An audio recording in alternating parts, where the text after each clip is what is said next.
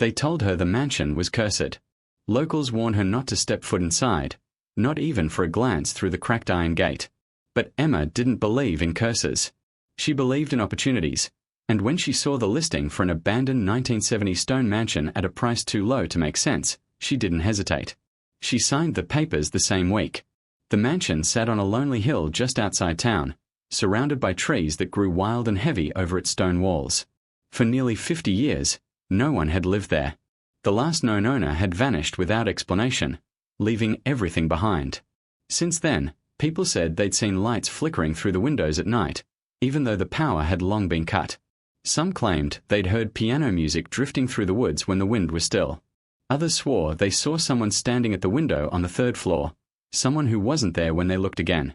Emma laughed when she heard the stories. To her, it was just another house, dust, rot, and hard work. She arrived one misty morning with a flashlight, a toolbox, and more curiosity than fear. The front door groaned open, its hinges crying out after decades of silence. Inside, it smelled of damp wood and old secrets. Sunlight struggled through the cracked windows, painting the walls in soft, broken patterns. She stepped through the grand hallway, her footsteps echoing across marble floors that hadn't seen movement in years. Faded portraits watched her from the walls, their faces blurred with time. Dust hung in the air like a ghost that refused to leave. And as she walked deeper inside, she felt something strange, like the house was holding its breath, waiting for her to find what everyone else had been too afraid to touch. Emma spent her first few days cleaning what she could, though it felt like a losing battle. The mansion was massive, and every room told a different story. Some looked frozen in time, furniture still neatly arranged, books open on side tables, coats still hanging by the door. Others had been swallowed by decay. Wallpaper peeled in long strips, ceiling sagged, and ivy crept through the cracks in the windows like nature reclaiming what had been forgotten. Despite the disrepair, there was something mesmerizing about the place. Every corner whispered of a past that refused to fade.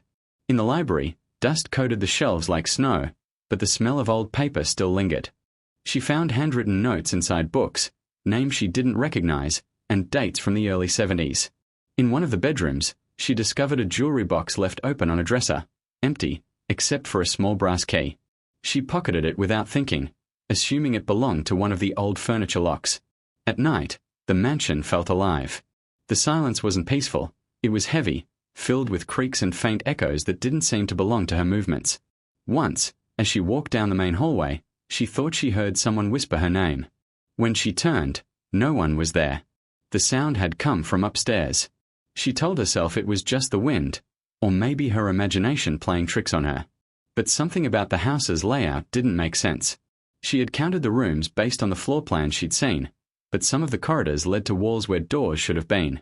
One hallway ended abruptly, yet from the outside, it was clear there was space beyond it. A sealed area. On the fourth night, she decided to explore the basement. The air grew colder the deeper she went, her flashlight beam cutting through the darkness. The stone steps creaked beneath her, and a faint metallic smell filled her nose. When she reached the bottom, she realized the basement wasn't like the rest of the house. It was different, industrial almost. Thick pipes ran along the ceiling, and the walls were bare concrete. In the corner stood a rusted boiler, its surface marked with handprints, too fresh to be from decades ago. She knelt beside an old workbench littered with tools and broken glass. A stack of yellowed papers caught her eye, pinned under a cracked glass jar. They looked like architectural sketches, but not of the mansion as it stood now. These drawings showed hidden compartments, false walls, and staircases that didn't exist on the current layout. Someone had altered the house. Someone had sealed parts of it off. Her flashlight flickered, and in that brief second of darkness, she heard it again, a faint thud, rhythmic, coming from behind one of the walls. It stopped the moment she moved. Emma swallowed hard, forcing a nervous laugh. Probably pipes, she whispered to herself, but the words didn't comfort her. When she examined the wall where the sound had come from, she noticed something odd. The brickwork was newer than the rest of the basement. Different texture, different color. She ran her fingers over the seams. It was cold to the touch, but hollow underneath. That night, she couldn't sleep. She lay awake in the guest room, listening to the soft ticking of the old grandfather clock down the hall. Every time her eyes closed, she saw that wall, the uneven mortar, the hollow sound, and the feeling that whatever was behind it wasn't supposed to be found. By morning, She'd made up her mind. She wasn't one to back away from curiosity, no matter how strange things seemed. She gathered her tools, gloves, and a small hammer. Dust fell from the ceiling as she swung the first hit against the wall. The sound echoed through the basement, deep and sharp. Piece by piece, the bricks began to give way. Behind them, darkness waited, silent and patient, as if it had been listening all along. As she worked, the air in the basement grew heavier. Every brick she removed seemed to release a stale breath from the void behind. The final layer crumbled, and there it was, a steel door, old but uncorroded, bolted shut with thick iron hinges. Her flashlight glinted off a single engraving across the metal. It was a warning, carved deep into the surface. **, do not open. **. Emma stepped back, her breath catching in her throat. For the first time since she arrived, the mansion didn't feel empty. It felt aware, like it knew she had found something that was never meant to be touched. Emma stood frozen in front of the steel door, her flashlight trembling slightly in her hand. The carved words stared back at her like a challenge, bold and final. **, do not open. She should have walked away, sealed the wall again, and forgotten it existed. But curiosity had always been her weakness. The air around her felt thicker now, pressing against her skin as if the house itself disapproved of what she had uncovered. She ran her fingers over the letters, tracing the sharp edges of the warning. The metal was cold, unnaturally cold for a door hidden deep underground. The hinges were strong, the kind used for vaults, not cellars. It made no sense. Why would an ordinary home have a door like this? She tried the handle, but it didn't budge. Locked. The small brass key she had found upstairs flickered in her mind. She pulled it from her pocket, almost certain it was too small for something like this, but when she slid it into the lock, it fit perfectly. The sound of the latch turning echoed through the basement like a breath after silence. Emma hesitated. Her heart thudded in her chest, her breath shallow. Then she pushed. The door groaned open, releasing a stale gust of air that smelled faintly of old paper, rust, and something else, something she couldn't name. Inside was darkness. The beam of her flashlight cut through it slowly, revealing a narrow passage lined with concrete. Dust floated through the air, thick as fog. Every step she took seemed to echo forever. At the end of the passage, a small room opened up, a hidden chamber untouched for decades. It was a study, or at least it used to be.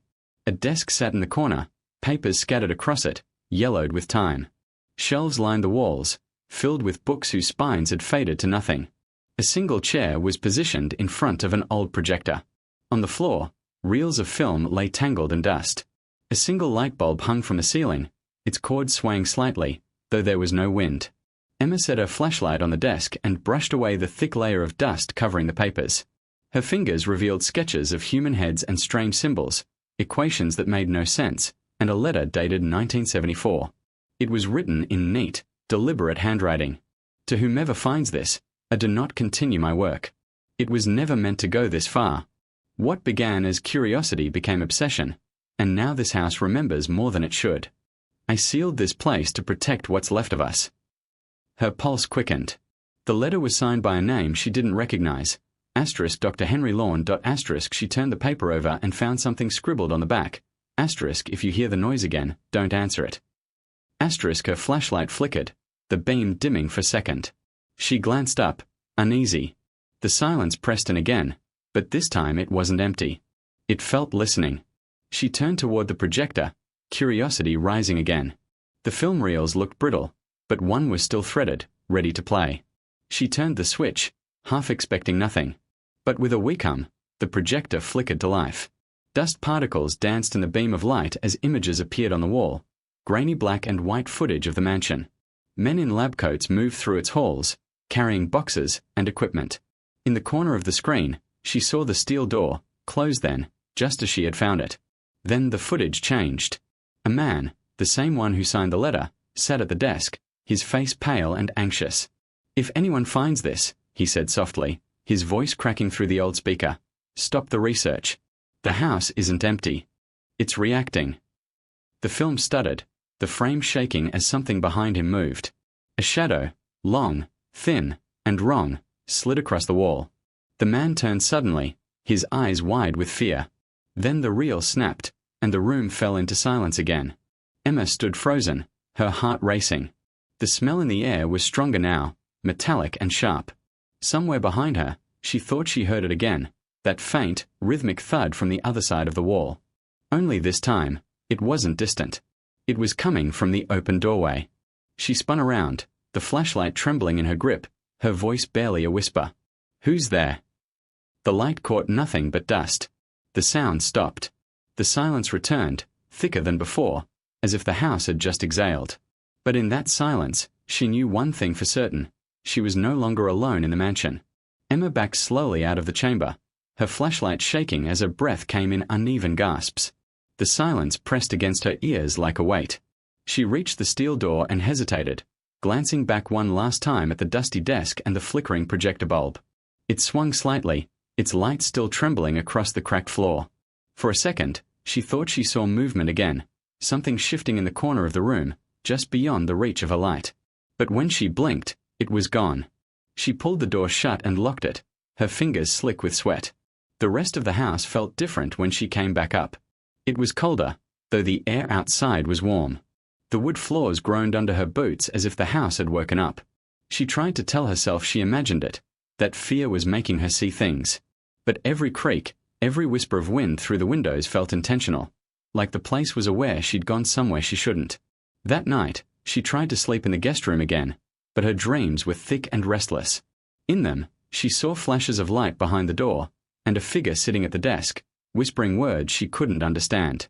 When she woke, her throat was dry and her heart was pounding. The house was quiet, but the faint smell of smoke lingered in the air. She got up, grabbed her flashlight, and went downstairs. The smell grew stronger near the hallway that led to the basement. The door she'd sealed was slightly open. She froze. She was certain she had locked it. The brass key was still in her pocket. Slowly, she pushed the door open. The steps below were dark, but the smell of burning dust drifted up from below. She whispered into the darkness, "Is someone down there?" Her voice echoed, unanswered. Against every instinct, she went down again. The air was colder than before, biting against her skin. When she reached the basement, she stopped halfway down the steps. The projector was running. The faint hum filled the air, and the beam of light cut through the blackness. The film was playing again, but this time it wasn't the same footage. The camera was pointed at the stairwell, her stairwell. And in the flickering frame, she saw herself standing there, just as she was now. She stumbled back, the light shaking wildly. The film continued to roll, showing her looking around, frightened. Then, a shadow began to grow behind her in the projection, long and thin. It rose slowly, stretching toward her. Emma turned, but there was nothing there, only the empty wall. She turned back toward the screen just in time to see the reel jam and snap, the film whipping loose and the image vanishing. The sound of the machine filled the silence, the wheels spinning with a dry, high-pitched whir. She ran to the projector, yanking the cord from the outlet. The machine died instantly, leaving her in complete darkness. For a long moment, she couldn't move. Then she heard it again, the faint thudding from behind the steel door. This time, it was louder, closer. She stepped back, clutching her flashlight. The sound was rhythmic, steady, almost like a heartbeat. Her light swept across the basement, catching movement in the dust, something small and round rolling across the floor. She knelt, her breath catching. It was the brass key, but she hadn't dropped it. She could still feel the cold shape of it in her pocket. The one on the floor was identical. Her legs trembled as she reached for it, but the moment her fingers touched the metal, the projector bulb flashed once, bright and blinding, and then shattered.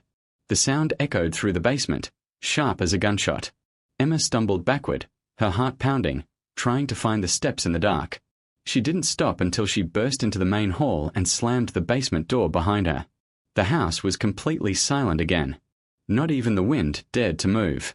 She pressed her back against the wall, gasping for breath. Her hands were shaking, her skin clammy. The key, both of them, were gone. She looked down, and her palm was empty.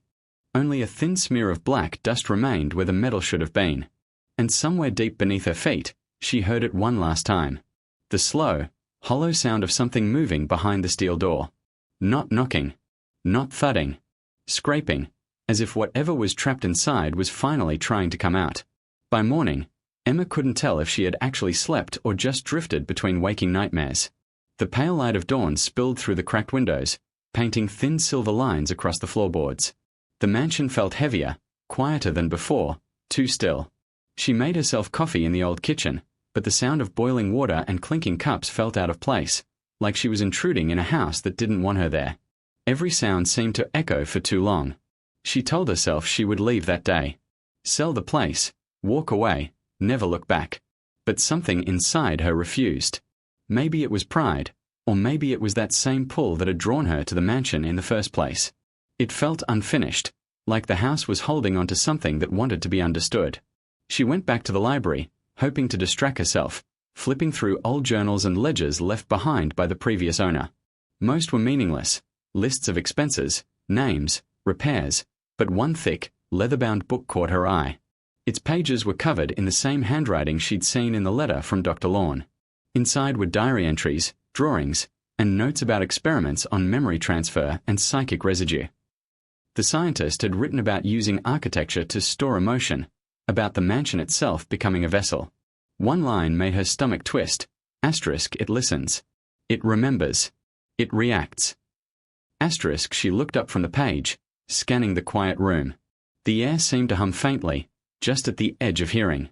In the next entry, Dr. Lorne wrote about a failed experiment, something about isolating consciousness. He described the basement door, the one she'd opened, calling it asterisk the seal. Asterisk, he mentioned the noise that followed when the seal weakened, and how he'd built the wall to hide it forever. The last page ended with a single unfinished sentence, asterisk if it learns to answer back, asterisk and then nothing. Emma felt a chill creep up her neck. She slammed the book shut. For a moment, she just sat there, breathing hard. The house creaked softly above her, as if something was moving across the upper floor. Her flashlight was still on the table from the night before. She grabbed it and followed the sound, step by step up the grand staircase. Dust stirred around her feet, catching the morning light. The air felt colder the higher she climbed. When she reached the third floor, she saw that one of the doors she'd never opened before, the one at the end of the hall, was slightly ajar. She was certain it had been closed. She pushed it open slowly. The room inside was almost empty except for a single chair facing the window. On the seat, resting neatly, was a reel of film. Her chest tightened. She hadn't brought it there. She picked it up, turning it over in her hands. The label read, asterisk final test. Asterisk, her throat went dry. She went back downstairs, to the projector in the basement, her pulse quickening. The air there was colder than ever. Dust swirled in the light as she threaded the film. When it flickered to life, the screen filled with the same room she'd just been in, the one upstairs. The chair.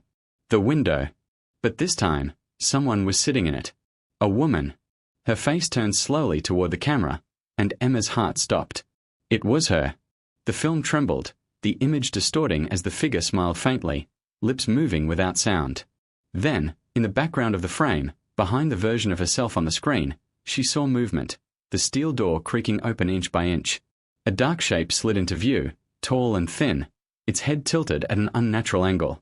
The film shook violently, the sound turning into static. The projector sparked, the reel burning through in seconds. Smoke filled the room. Emma stumbled backward, coughing, her flashlight flickering. Through the haze, she could hear it again, slow, deliberate footsteps coming up the basement stairs. She turned and ran, the sound following her through the hall. The door to the main entrance loomed ahead, light spilling through its cracks. She reached for the handle and froze. The metal was freezing to the touch, colder than anything she'd ever felt. The footsteps stopped right behind her. For a long moment, she didn't move. The silence stretched, deep and suffocating. Then, from somewhere deep inside the mansion, she heard the faint hum of the projector turning on again, by itself. The screen flickered upstairs, faint light glowing through the cracks of the floorboards. And in that light, she saw her own shadow move, though she hadn't taken a single step.